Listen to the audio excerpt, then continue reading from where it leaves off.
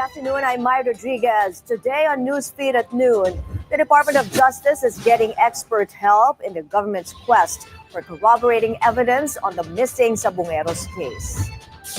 An increase in President Bongbong Marcos's trust rating based on the latest SWS survey. A legal victory for U.S. President Donald Trump as the U.S. Supreme Court clears the way for the dismantling of the Department of Education. And in sports, the new king and queen of Wimbledon, Jannik and Swiatek, celebrate their victory in style.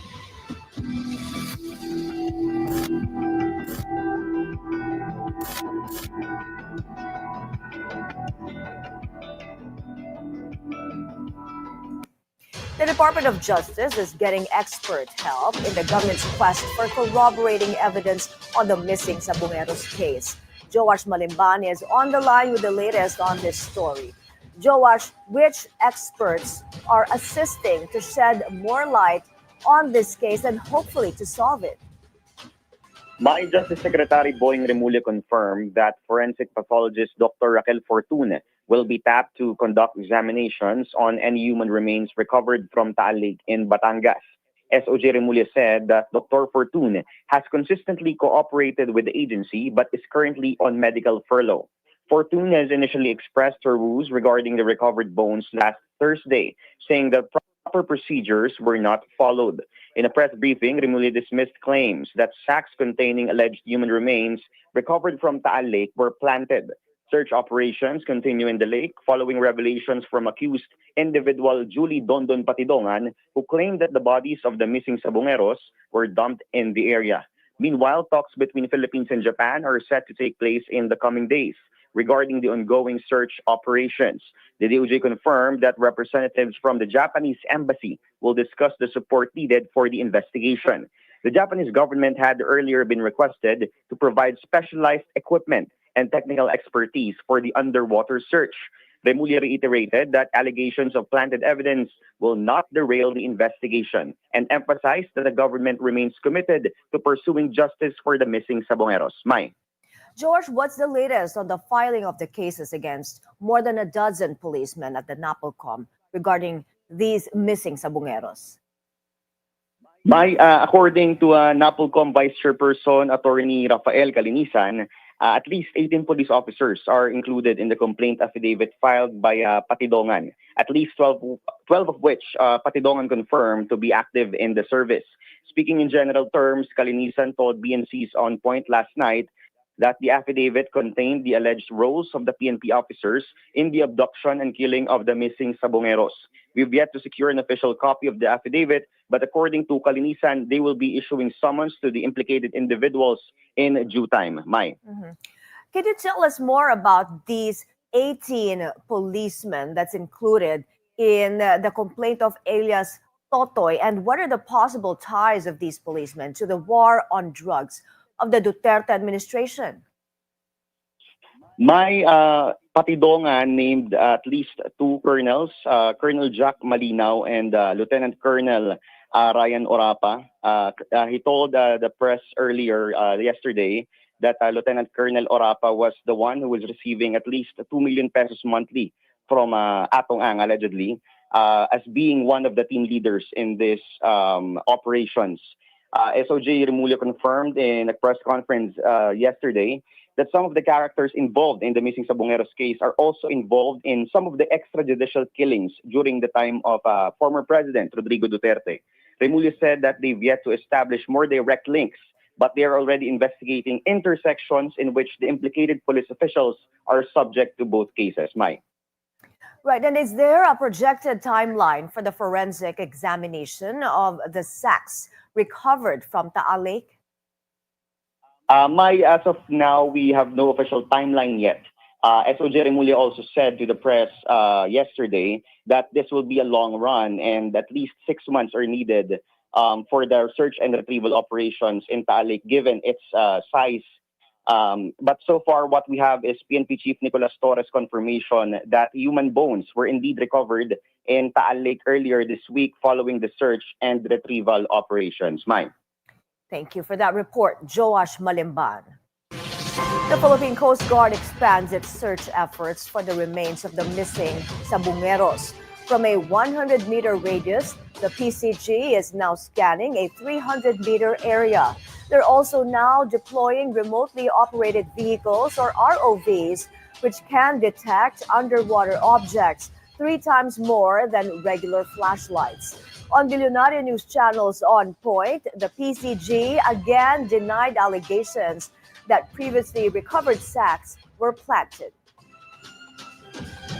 When it comes to dun sa ano po, yung what's inside or I think we're not the one who should comment on that. But dun lang po sa part na on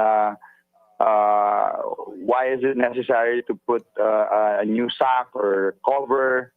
It's logically, yun po yun. It's to protect the integrity po. As long as we see it that yung integrity nung is very kumbaga hindi na siya ganun ka secured. So I mean our divers will try to protect yung yung object na yon na hindi siya kasi of course we're helping here po, we're helping the investigation, and just like what the expert said na we need to secure maigi yung yung mga nakikita namin, and ginagawa lang namin yung part namin, and we're properly guided by the other authorities po in doing this. A new survey shows President Bongbong Marcos' trust rating went up by 10 points from 38% in May to 48% in June.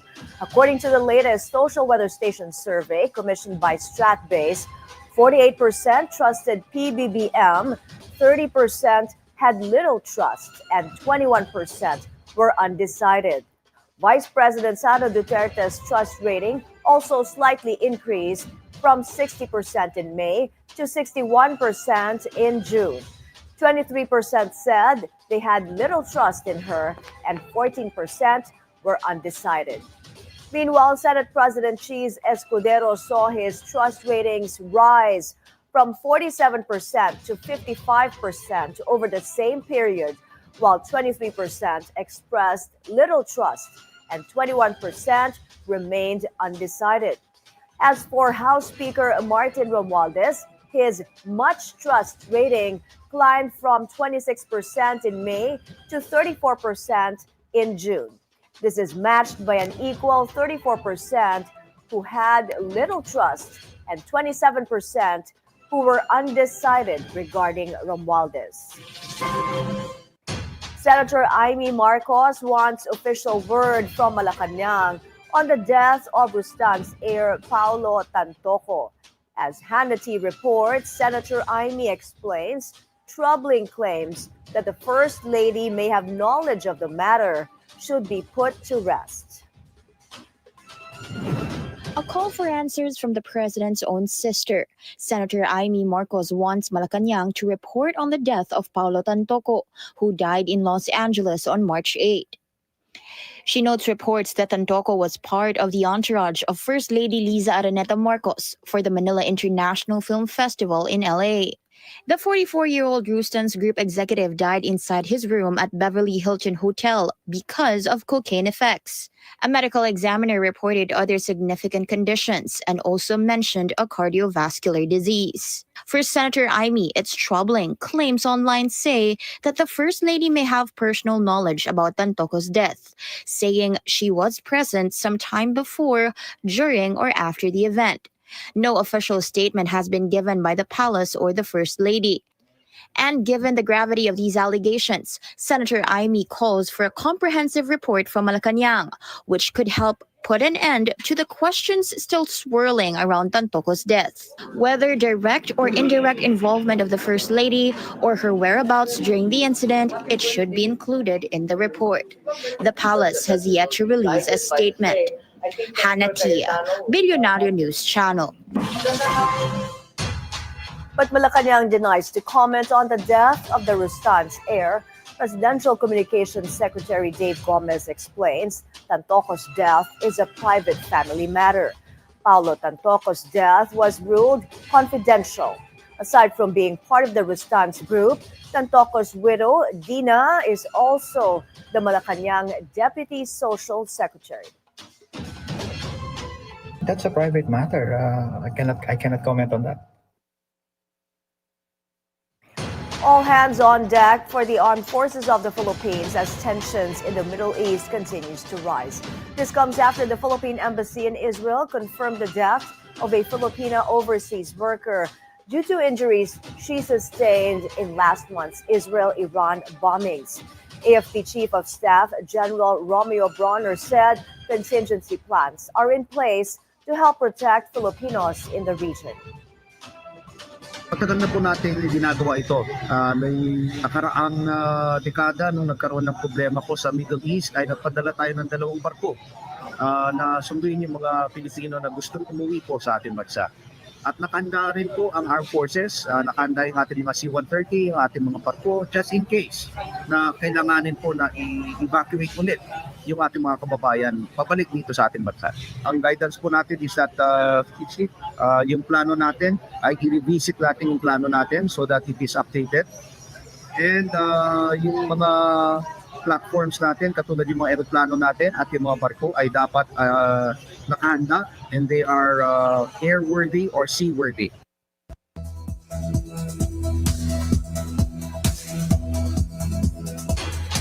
Tragedy in Fall River, Massachusetts. A fire struck an assisted living center, leaving at least 9 dead and 30 others hurt. Around 70 people lived in the facility, located about 60 miles south of Boston. Authorities have opened up a temporary shelter for surviving residents. The cause of the tragic fire is still under investigation. We lost 9 folks last night in this terrible tragedy. Our hearts and our sympathies are with their families. I pledge to the mayor and to the people of Fall River that my administration will do everything we can to offer support and assistance in this time. A legal victory for U.S. President Donald Trump. The U.S. Supreme Court has cleared the way for Trump's administration to resume dismantling the Department of Education. A judge had sided with a group of 21 Democratic attorneys general, school districts, and unions who challenged Trump's bid to put federal, states, and other agencies in control of school operations. Dismantling the department is part of Trump's bid to shrink the federal government and cut bureaucracy. Over in France, as a grand fireworks and drones display light up the night sky around the Eiffel Tower in Paris, France is celebrating Bastille Day along with the 10th anniversary of the Paris Agreement. Crowds gathered to watch the drones encircling the landmark. The display featured 1,000 LED-equipped drones to produce the immersive visuals, pyrotechnic effects, and animated sequences. Bitcoin topped $120,000 for the first time on Monday, marking a milestone for the world's largest cryptocurrency. This comes as investors bet on long-sought policy wins for the industry this week. Bitcoin reached a record high of more than $122,000 before pulling back slightly, last trading up more than 2% at $121,000. The U.S. House of Representatives is set to debate bills that would provide the digital asset industry with a regulatory framework it has long demanded. These developments resonate with President Trump, who has referred to himself as the crypto president and urged policymakers to revamp rules in favor of the industry. If crypto is going to define the future, I want to be mined, minted, and made in the USA. It's going to be. It's not going to be made anywhere else. And if Bitcoin is going to the moon, as we say, it's going to the moon, I want America to be the nation that leads the way. And that's what's going to happen. This is a new golden age for Bitcoin. And I think when you look at what's happening in the Beltway under Trump, you're going to have a deregulatory environment, which is a huge positive. And also, this is brought part of a risk-on environment that we're seeing not just for tech stocks, but for Bitcoin still in the early days of playing out. Wimbledon champions Jannik and Swiatek celebrate their triumph with a dance. That when Newsfeed at Noon returns.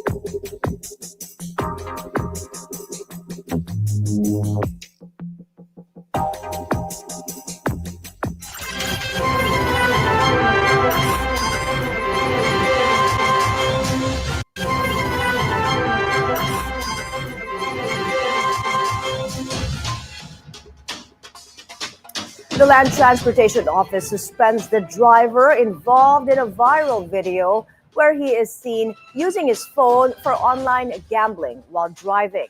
Paulo Barcelon joins us live from the LTO Central Office to give us the latest. Paulo, what can you tell us? The LTO has already suspended, just like what you mentioned, the license of the driver of a Kirstine Joyce transport bus who was caught in a viral social media video playing the online gambling app Scatter. According to LTO Executive Director and Assistant Secretary Attorney Greg Pua Jr., the 90-day preventive suspension of his license was due to the driver's alleged addiction to online gambling. Pua adds the driver was also plying the Silang to Dasma route in Cavite. The passenger bus is now also under alarm, and the company was asked to explain why it should not be penalized for hiring a reckless driver. Meanwhile, Transportation Secretary Vince Dizon reiterated that sanctions will be placed on reckless drivers following another viral incident of a Metrolink transport bus that plowed through bystanders in Commonwealth Avenue last Sunday. This is the second time the Metrolink bus company was involved in a viral transport incident, following another one last month where a person with mental health concerns was mauled inside one of its buses. Paulit-ulit kong sasabihin to. Hindi ako magsasawang sasabihin to sa lahat ng mga PUV operators, PUV drivers, anyone involved in shuttling our citizens. No?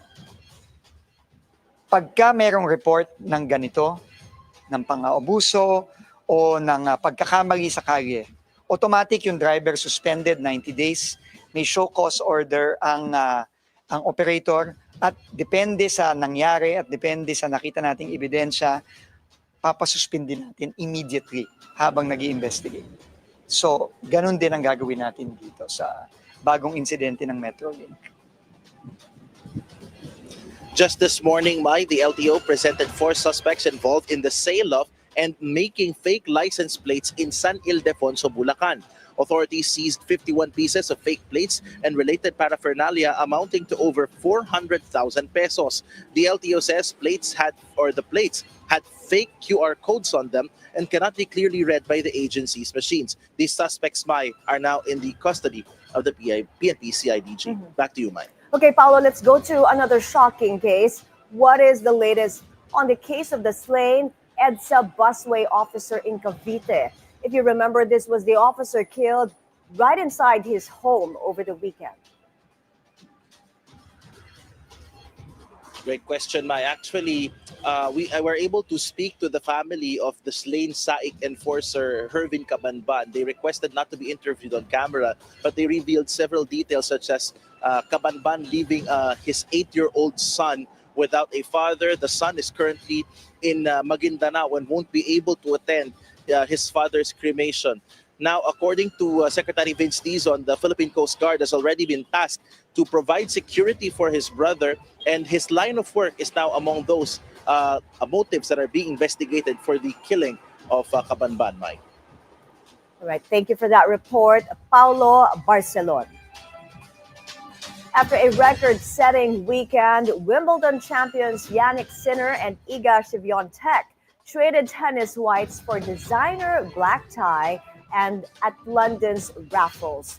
Sinner stepped out in custom Gucci after beating defending champion Carlos Alcaraz in 4 sets and taking Italy's first Wimbledon trophy. Yeah, I nearly cried. Not cried, but nearly. But no, it's I always say Wimbledon is the tournament. There is a lot of history as we can see, and already the walk on, and it's very special. And winning there today was truly, I believe, the most special moment of my life in a tennis court, and obviously off the court, the health and everything is much more important. But yeah, today as my profession, it was amazing. Swiatek came out in Stella McCartney as the first Polish Wimbledon champion, and she says she was glad to finally reign supreme in the All England club. Clay court specialist for most of the years of my career, so winning on grass for sure feels just super special, and it's a bit of a surprise for me as well. So yeah, I'm gonna for sure spend next days just enjoying it, celebrating it, and for sure I need some time to soak everything in. The champions had their traditional official portraits and midnight dance. With the victories, Sinner and Swiatek quietly added almost $3.5 million to their names. And they look good too. And in royal news, Queen Camilla visited the famed Battersea Dogs and Cats home to open a new sensory garden designed for rescue dogs. The dog-friendly space was first unveiled at a Chelsea flower show by author Monty Don and later donated to Battersea. A longtime animal lover and rescue dog adopter, the Queen said she was thrilled to see the garden in its new home. I feel I've watched it grow up. I saw it in the planning stage, I saw it at Chelsea, and now I've seen it here, where it's going to be so wonderful for all the dogs to roam around freely in it without being able to escape. And those are the news this hour. I'm Mai Rodriguez. Stay with the Billionaire News Channel. Good afternoon.